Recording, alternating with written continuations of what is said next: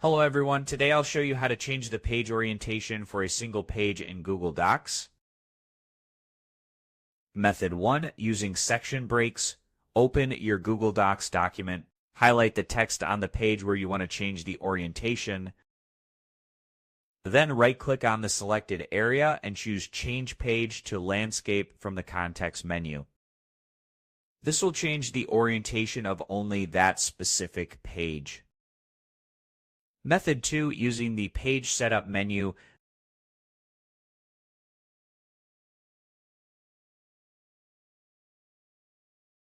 place your cursor anywhere on the page you want to change orientation.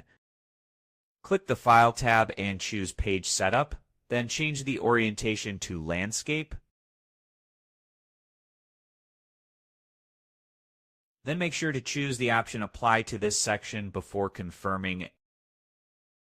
This will change only the current section's page orientation.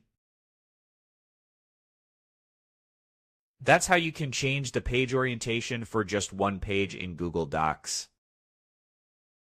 If this video helped you, please consider subscribing to my channel.